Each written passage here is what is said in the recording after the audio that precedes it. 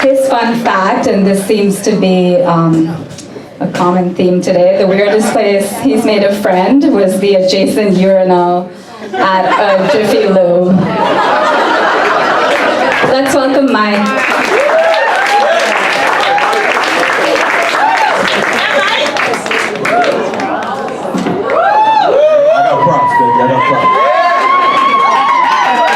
I'm nervous as shit. Just FYI, this story does have a lot of profanity, so Dean Howard, I don't know if you're still, I apologize. So my story is about, at least for my people, stories about role models. I'll tell you a story of 3 most important men in my life. 1, Hideo Kojima, who's the creator of Metal Gear Solid, played a lot of video games. This is going to come very relevant at the end of the story. 2nd is Seeley. He was the English teacher at my high school. He was never my actual teacher. He's probably the most important man that I've ever met. 3rd, Kanye West. So again, for those of you that don't know me, my name is Michael Finn. From Southside Jamaica, Queens. I was raised by my aunt and my grandmother in the basement. If you're not familiar with Southside Jamaica, Queens, we have very not necessarily the best place in New York. We have very famous residents such as 50 Cent, G-Unit, Nicki Minaj, and a host of drug dealers.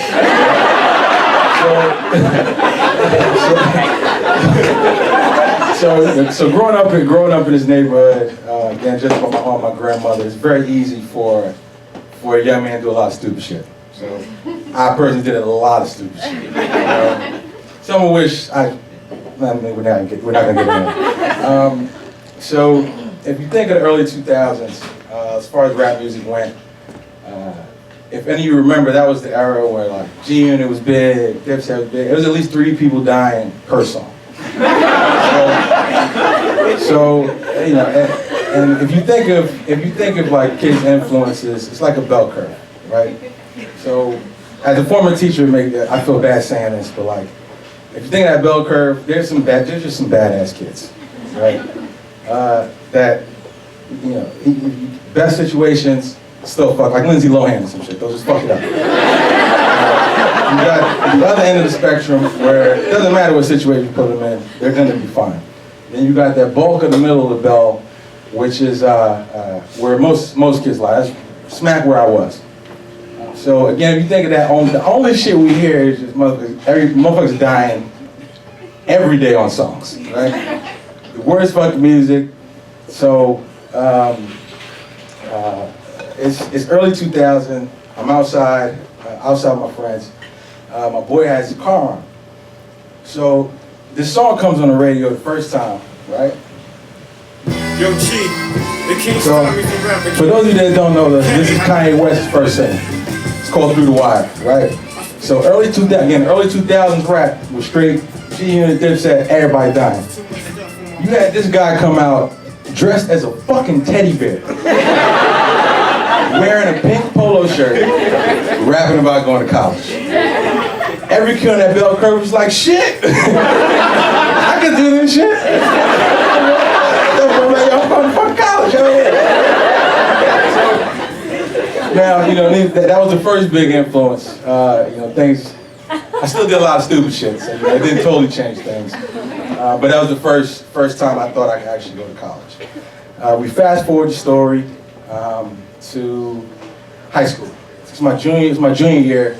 I was on the basketball team. I was on the track team. I was dating a cheerleader. I thought I was that motherfucker. So, captain of the football team, he was also that motherfucker. We had issues with each other. I'm on the third floor. I'm on the 3rd floor of my high school. I walk past him. I hear him say some shit under his breath about my girlfriend. Can't do that shit. So now I hear him say shit. I'm looking at him. He's looking at me. I'm looking at him, looking at me. He's looking at me, looking at him, looking at me. We're looking at each other. Fight breaks out. So we're in front of on the 3rd floor. We're in front of the English wing. This English teacher comes out, burly black dude, Mr. Seeley. Never had him as a teacher. But he knows like martial arts or some shit. I'm not gonna front, I was getting my ass beat. He came out and like, he did like some like claw shit. Hit me in the neck, immobilized. Takes me, he throws me in his classroom. You know, I'm still trying to talk shit, kind of tough that like I didn't just get my ass beat up. So Seeley's talking to me in his classroom. He's like, yo, just FYI. So New York City public schools, they pay for you to take the PSAT, but they don't pay for you to take the SAT. So I took the PSAT. It was an odd juxtaposition because they send your grades to all the teachers. So he knew who I was. I did pretty good on the test, but I was still like getting suspended and was generally a menace in high school. So the shit didn't add up. So Seeley has me in his classroom and is just talking to me. He's like, yo, why are you so mad? Like, fuck you mean why I'm so mad? He said he was fucking my girl.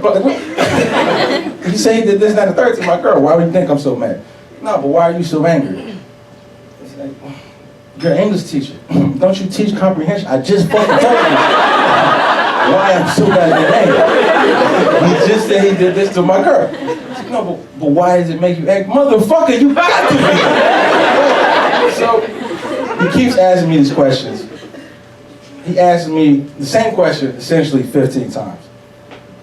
I'm in this classroom for an hour, breakdown, right? Tell him about my family, my situation with my dad, my mom, neighborhood, everything. I'm in his shit in tears. And then he just told me, like, you know, anytime you get in other problems, come to my classroom. So I went to his classroom every week. So essentially it was therapy.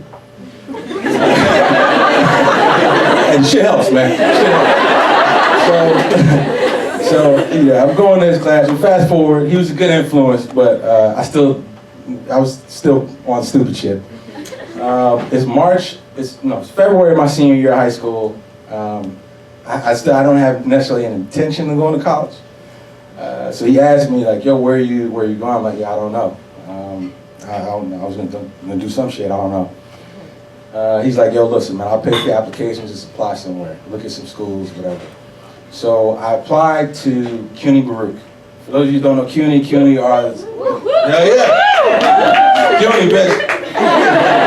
So CUNY is the City University in New York, that's the public schools in the city. Right, so SUNY, Cal, same situation. It's not my proudest thing to say, but I only applied to CUNY because they didn't require an essay. So oh shit, I can just do the application. I go, fuck it. Send in the application, end up getting in. I don't have necessarily the best of rapport with the school. I just didn't feel like I belonged there. And talking to Seeley during my freshman year of college, like, yo, I think I don't know, man, I don't really like it. He's like, yo, did you ever consider going somewhere else? I'm like, I don't know, where would you recommend? Like, oh, go to an Ivy League school. I'm like, all right, so at that stage, so I know 3 Ivy Leagues. I know Harvard, no more fuck Harvard, but I know Harvard, just because everybody knows Harvard. I know Yale, because President Bush went there and Skull and Bones and shit. And I know Columbia, because Spider-Man went there. So I'm like, hell yeah, I'm trying to go to Columbia now. So talking to Seeley's like, you know, yeah, I don't think that's the best reason. But you know, there are other schools out there. I really think you need to get out of the city. So I'm like, all right, cool. He told me about Cornell, Brown, a couple of them. So all right, Cornell's still in New York. I get back to my family if I need to apply to Cornell. During the application process, he's telling me like, look, man, I've helped you a lot. I need you to do this independently. I'll help you where I can, but I want you to do it on your own. So, you know, I'm trying to talk to him with the personal statement, like, what the hell should I write about? It's like, yo, just write about your passion. So I play a lot of video games. I'm passionate about popping motherfucking skulls in Call of Duty. So like, yo, should I write about Call of Duty? He's like, if that's what you're passionate about.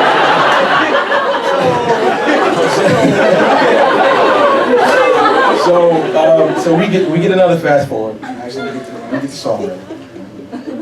So So another fast forward. It's now, I applied to Cornell, clearly. It's now May of my freshman year at Baruch, and it's finals week.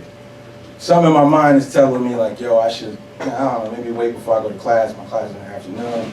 I come outside, I see the mailman like 2 doors down. I'm like, all right, let me give you a second. The mailman comes, he got a smile on his face. I guess he's used to like delivering good news. He gives me the thickest envelope I've seen in my life. So off top, I already know, I know they didn't tell me no. But I recreated the scene for me. Right, again, so I was coming out, I was gonna go to class, Kanye playing on the shit, right? Come out, it was like we always do with this town. I'm going to Cornell, bitch!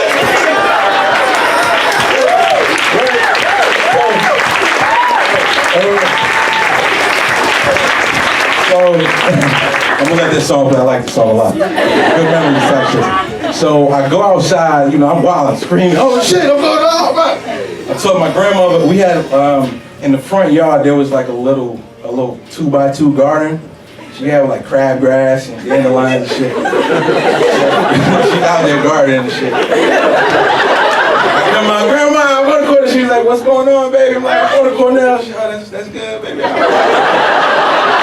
Getting no concept of shit. So, there, I'm in the middle of the street, screaming my motherfucking ass off. There was a dope house 3 houses down. Dudes were outside. But I mean, it's not a bad situation. I went to high school with them. So they're outside, they see me running up and down the block. Shit, yeah. They say, yo, Mike, what the fuck is going on? I'm going to Cornell, nigga! The dude, Dwayne, man. Dwayne, the main one, his response, yo, you going to that culinary school shit, man? I'm proud of you.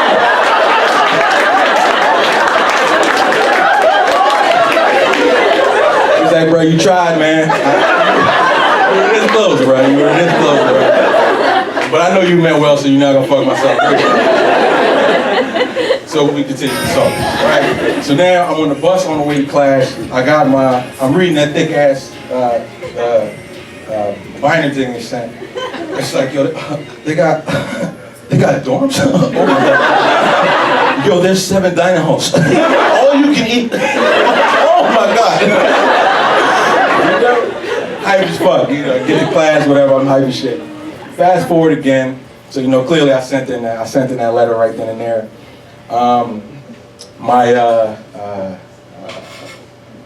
During orientation week, you know, you gotta get up there if you have your college memories. Your family, you know, people arrive, family, drop off the kids and shit, it's a real touching moment. I didn't have it, I had to take a Greyhound. So, the Greyhound station is on 42nd Street in Manhattan. I'm all the way in South Jamaica, Queens, so it's not that accessible. I have like just a box with all my shit and my track bag. So I hit up Seeley like, yo, you know, I'm not gonna ask you to bring me over to Ithaca, but can you drop me off at the bus station? He's like, yeah, man, no problem, blah, blah. So I'm in the car with him again, good light blasting, I'm not gonna turn it up again. Kanye's playing. He looks at me, he's like, yo, so, you know, I'm proud of you, you're going to this school. You know, I didn't review your essay with you, but like, what did you write about? So I was like, I wrote about my passion, man. What do you mean? So I read it to him when I was in the car. I'll read it for you guys, and I get the fuck off the stage.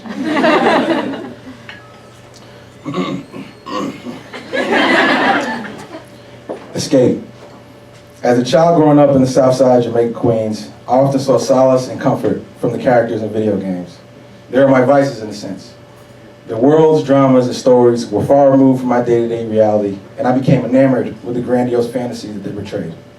My mother had me at age 15, and being a teenager, still caught up in the allure of her youth, hastily dished me off to my grandmother so that she could continue to live her life.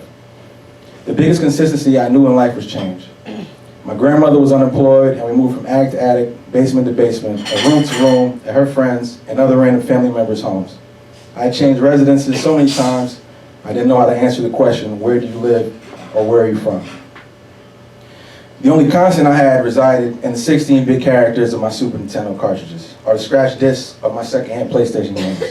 Regardless of where I was or what was going on, they were guaranteed to be there for me whenever I got to wherever home was at the time. Where my father would cancel on our few occasional visits, Final Fantasy was there for me to continuously combat monsters. When my mother wouldn't return my calls, I could blow in a Street Fighter, place the cartridge into that dusty machine, and win battle after battle. Shit, my bad. When the cops would harass me as an 8-year-old for thinking I was one of the truant middle schoolers, Grand Theft Auto was there for me to be one of the criminals they should really be after. And when the random drug dealers would offer me their products or ask if I wanted to make some lunch money, I could become one of the army men and Medal of Honor and rid the world of such evil. These video games offered me some semblance of control in a world in which I had none. I could be anybody, do anything, venture off into the furthest reaches of fantasy, and control my destiny. It took me a while before I realized the major issue with this, though. That destiny was not real. I'm now faced with the possibility to change my real destiny, to not have to return from school and sidestep used needles, to enter a situation where I don't need to live vicariously through the creation of another. College was something I thought was unattainable to a kid like me. I've even been told it was unattainable to someone like me. You're reading this because I know this is wrong. I can change my destiny and those of my closest family members. I know it is possible to emerge from this area despite the odds. I need this for my neighborhood. I need this for my family. But most of all, I need this for me. Thank you.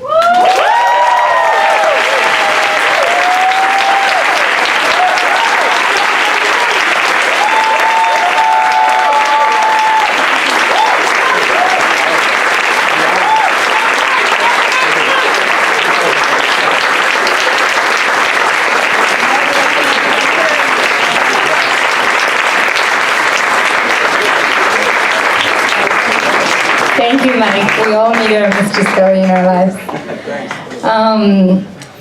So one of this is, please keep putting